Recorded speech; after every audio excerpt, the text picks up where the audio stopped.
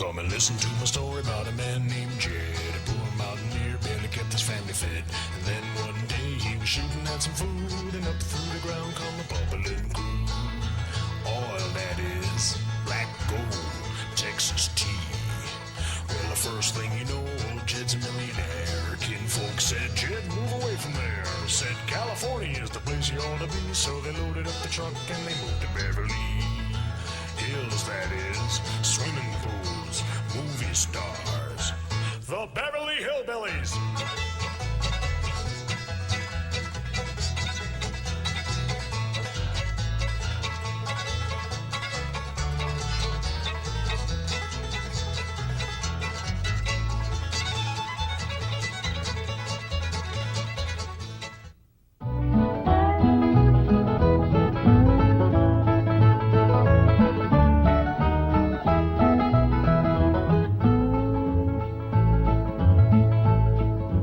Jethro, what have you got to say about that?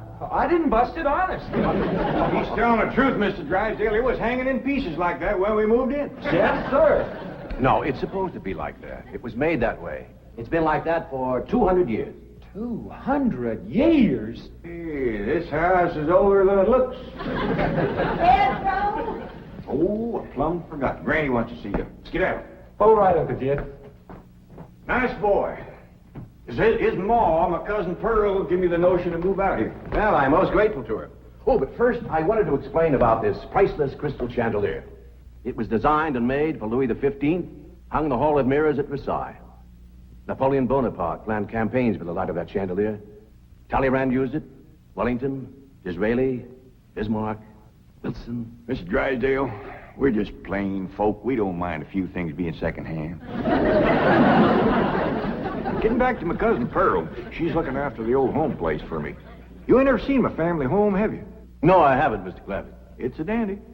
Yes, those southern mansions are beautiful. I suppose it has the large white pillars. It did, but we bring them along and put them on the beds out here. No, you see, I was referring to wooden pillars. Oh, I ain't never slept on one of them. We had everything first class back home. Sure hope Pearl's taking good care of that place.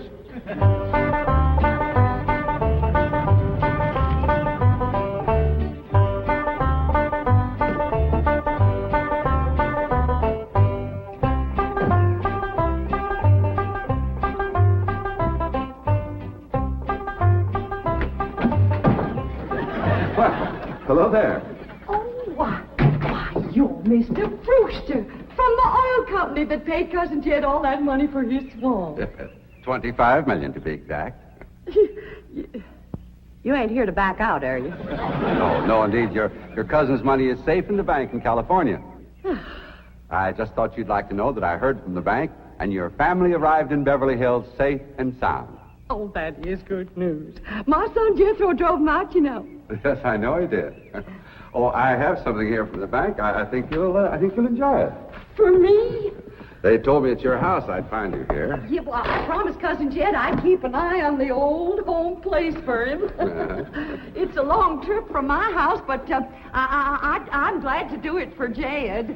That's nice of you. Yeah, well, you know, can I help you look for that money? What is the money? It's pictures of the estate that Mr. Drysdale, the president of the bank, purchased for him in Beverly Hills. Oh. Now, this is now the Jed Clampett estate.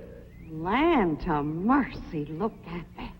Why, it's bigger than the state capitol. It's quite a change from this place, all right. What in the world is that? Oh, that's the swimming pool. Swimming pool? Yes, quite ornate. Oh, my son Jethro's gonna like that.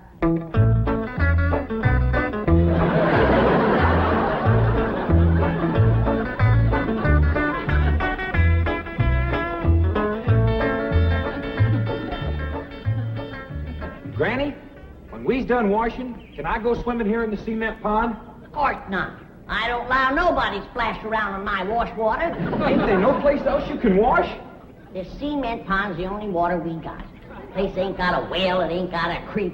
Ain't even got a rain barrel to catch what comes out of the sky. Oh, and that banker fella seen me unloading your wash tub and scrubbing board. He said, why, you can throw that away. We don't use them things here in Beverly Hills. Now, you listen here to me, boy. I don't care how other folks live in Beverly Hills. But us Clampetts is gonna be clean. Yes, ma'am. May not have it as nice as we have it back home in the cabin. Plump right in the house and everything. But we ain't gonna lower our standards. No, ma'am. Here, wrench these things out for me. We gotta get this tub back to the kitchen for Elly's bath. Yep. Being clean is a strict rule with your Uncle Jed. Let me look you over. Many's the time we've been down to our last piece of fat. I'd say, shall I cook it to eat it, or shall I render it down for soap? He'd say no, render it down for soap, Granny. The Lord will feed us poor folks, but we gotta do our own washing. But Uncle Jed ain't poor now, Granny. He got $25 million. How long do you think that's gonna last if we go throwing it away on store-bought soap? Waste not, want not. Now, here's a view of the entrance hall. My stars and garters. Why, it's a palace. Whoever would have thought that my cousin Jed would be living in an estate like this? Well, the credit is yours. You're the one who talked him into moving. Oh, well, I put the notion in his head. But it was really kind of Elly May, when? Yes, his daughter will have a wonderful life as a Beverly Hills debutante. Can't you just see that beautiful girl descending this magnificent stairway? I sure can.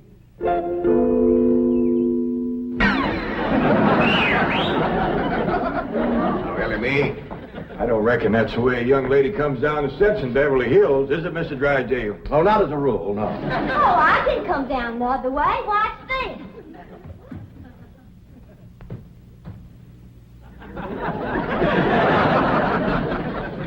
How's that?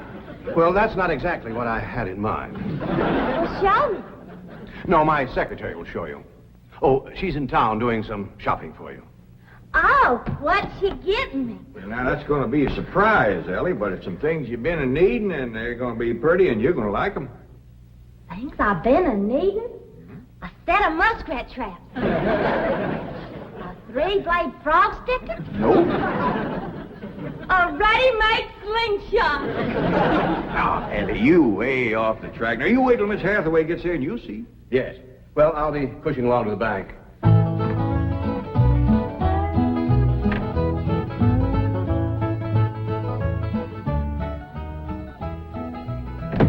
Now, don't you worry about your daughter, Mr. Clampett. When my secretary gets through with her, you'll think she's been to finishing school. I sure wish my cousin Pearl was out here, fixing Ellie up. She's a whiz at fancy sewing. Oh, is she a dressmaker? That woman can make anything. Why, she can pick up a handful of straw, and before you know it, she's made a hat. That's remarkable. So she's a milliner. Oh, she's a Clampett. Married a Bodine. I don't recall knowing the milliners. Milliners are women who make hats. That's Pearl, all right, but she's a Clampett. You talk about making hats. Pearl made herself a hat one time was shaped just like a bird's nest. And in there on the nest was this blue jay a-setting on her eggs. Well, sir, they come from everywhere to see that hat, to study it, to see how Pearl made it so as they could copy it. Boy, there was dozens of them from all around. Hat designers? No, blue jay. Never did catch on too good with people. For a while there, Pearl couldn't hardly go out of the house without a bunch of blue jays taken out after her. Sure wish she was out here. She'd have Ellie slick as a picture in a catalog. Yep. I ought to be out there in Beverly Hills helping Cousin Jed. Well, he certainly has plenty of room for you. This mansion of his has 32 rooms and 14 baths. 14 bathrooms? Yes. A sunken marble bathtub. I can just see Elly May having herself a bubble bath in there.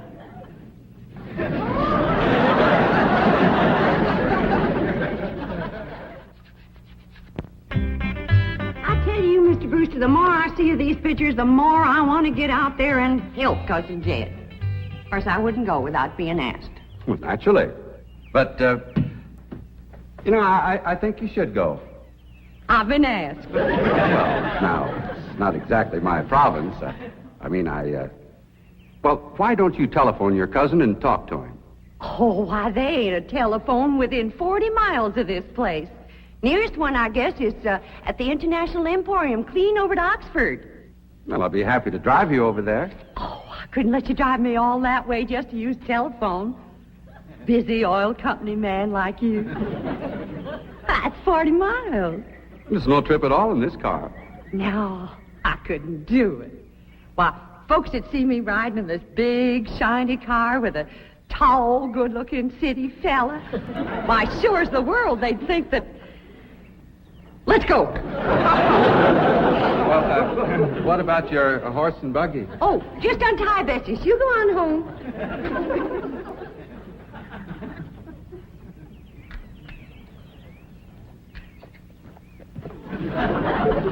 Well, Bessie's headed for home, all right. Mrs. Bodine, how long has your buggy been hitched there? About an hour, why? Why, Blue Jay built her nest on the seat, and she was sitting on her eggs. Oh, shoot. I wanted to wear that.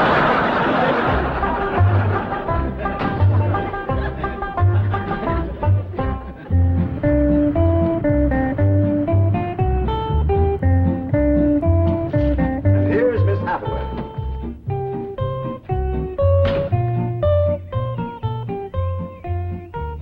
Mon capitaine, je suis traiteur. Fine. Ready for Elly May? Gentlemen, aided and abetted by the gossamer garments, exotic lotions, and other feminine appurtenances within these cartons, I am ready to assume the role of Pygmalion and transform that barefoot Galatea into a striking and sophisticated paragon of Beverly Hills literature. That's yes the hard way. Well, duty calls. I leave you in capable hands. Goodbye, Mr. Clampett. Thank you, sir. Chief, Well, that sure is neighborly of you, Miss Hathaway. Reckon you can handle Elly May? Uncle Jed, Granny says... Oh, howdy, Miss Hathaway. oh, bonjour, Jethro. Here are them things in for Miss Hathaway, Jethro. I think she kind of likes you, boy. She does? Well, I can't take 'em into the house. That's what I come out here to tell you. Granny says that all the men folks got to stay out of the house while Elly May's taking her bath. Oh. But isn't Elly May bathing in the privacy of her own bedroom suite? Hear what she called you? Sweet. What's the matter with him? Why doesn't he answer? Well, he's just a little shy, I reckon. Ask him again. Is Elly May in her bedroom suite? No, she ain't, darling. Never mind, I'll find her myself. Uncle Jed, I got me a girl. You sure have, boy, and a city girl, too.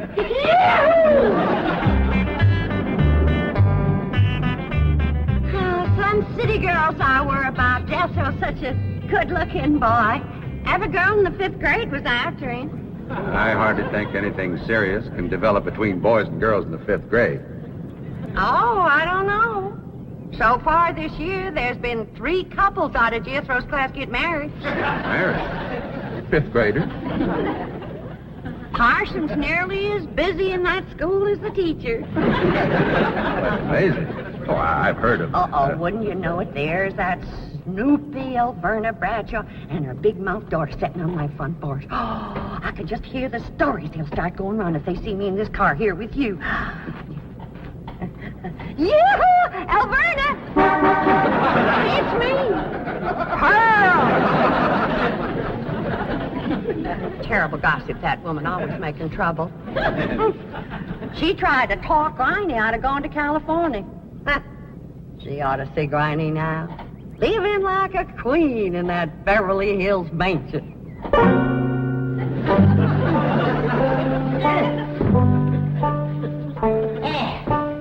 I should have listened to Alverna Bradshaw and stayed home. We had a pump right in the house.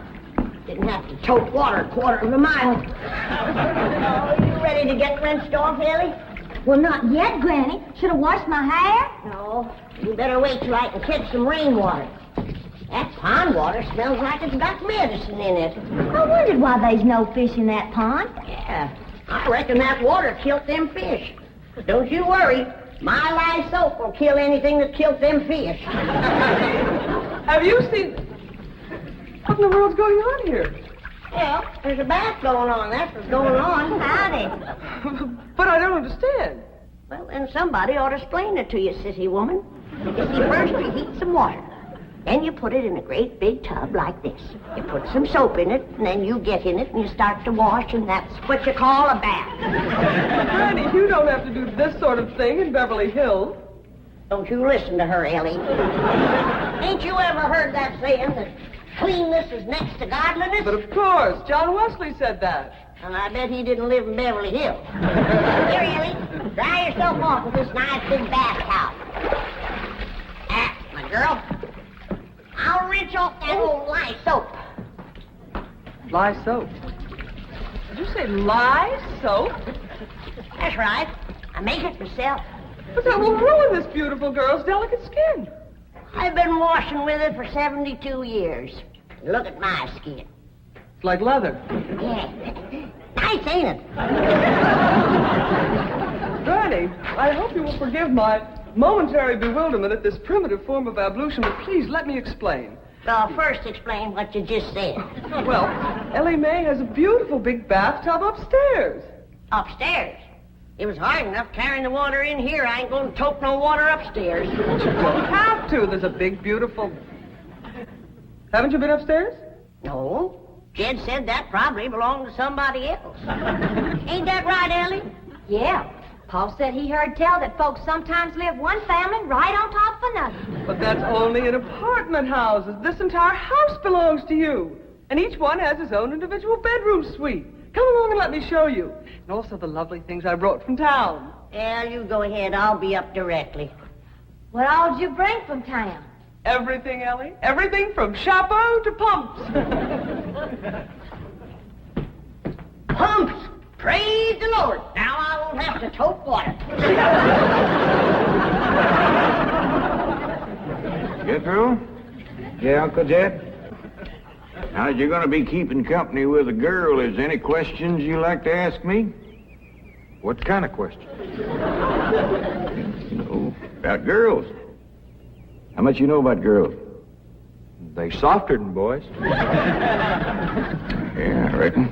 Generally speaking. And they shorter and rounder. Yeah? And the hair's longer and it smells sweet when you snuggles up to 'em. Oh, so you've been doing some snuggling, have you? I've done more than that. Well, I reckon you better tell me about it. Who was she? Prettiest girl in the hills. Big Mouth Bradshaw. Old Verna's girl. I hear tell she's kind of fast. Is she ever? Uncle Jed, I was walking past the cabin, and Big Mouth, she calls out the window to me. She says, "Howdy, Jethro." She says, "My ma's just made a big batch of cookies. Come on in and have some." And I says, "Sure your ma won't mind?" And she says, "Ma's gone, and so's Pa. I'm here all alone." Well, Uncle Jed, I was in that house before you could wink an eye. Can't say as I blame you. No sooner was I inside, the Big Mouth, she puts a music record on the phonograph machine and commences to sashaying around, a twisting and a turning. Dancing. Yeah, I reckon so. Anyway, she says, "Put your arms around me, Jethro, and I'll teach you the two-step." What'd you say? I says, "Listen, Big Mouth," I says, "here we are all alone. Your ma and your pa gone. And you think that I'm going to waste my time dancing?" I says, "Not me, sister. Bring on them cookies."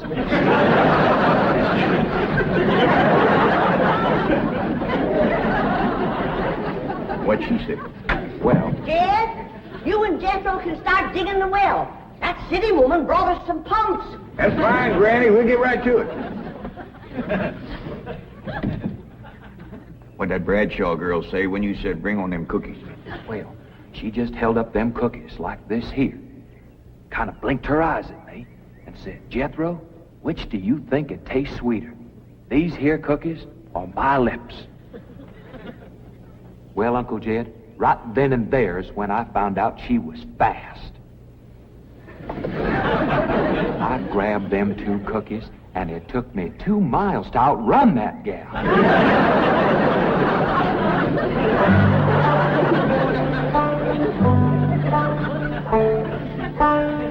Jethro, on one of these days, you and me's got to have a long talk.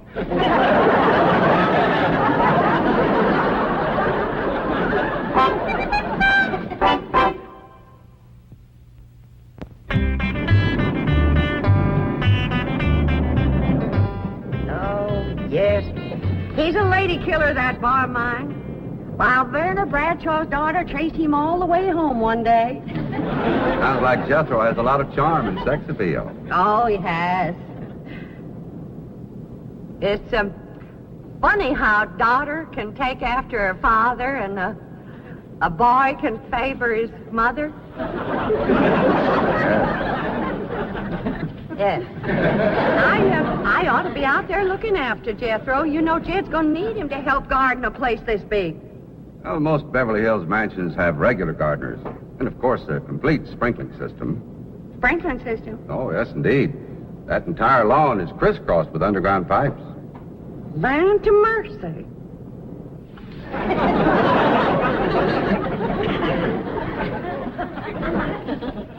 By thunder, Jethro, there's water all over this property. Ain't too deep, neither. I know. Should I commence the digging? Well, now, let's get as close to the house as we can. That way the pump won't have so far to pull. Clampett? Jethro? Oh, here comes your sweetheart. It's Clampett. I cannot handle that daughter of yours. What happened? I opened that box of beautiful clothes, turned my back for a moment, and she bolted like a wild colt. I was afraid this would happen. Where is she? She's up there.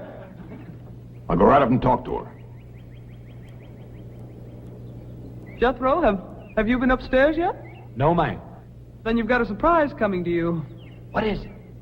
Your sweets. So are you. No.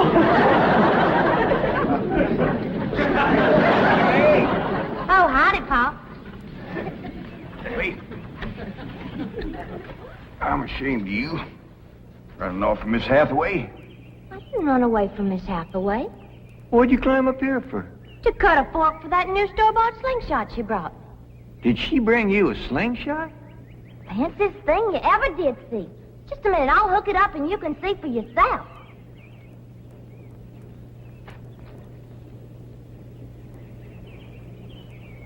Look at that. Doggone. A store-bought, lace-trimmed, double-barrel slingshot.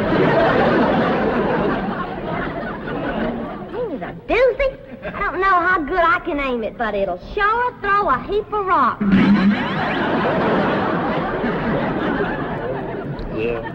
They really need me out there. Why, I could work wonders for Elly May with my fancy sewing and beauty secrets and hairstyling and everything. Of course, I had to learn all those things, not having a husband to support me. Didn't you say it was 40 miles to the town of Oxford? That's right. Well, we've already driven 110 miles. Why, land to mercy, I forgot to tell you the turn off. Well, long as we come this far, maybe we ought to go right on to California.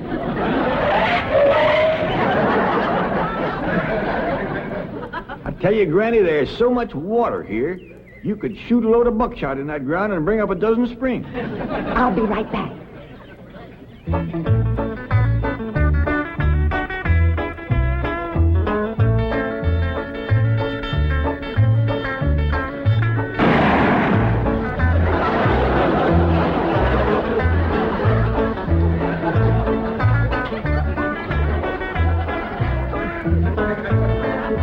I ain't never missed yet.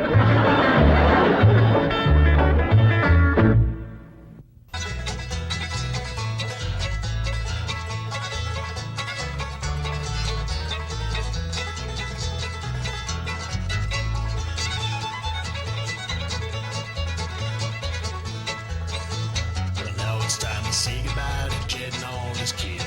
They would like to thank you folks for kindly dropping in. You're all invited back next week to this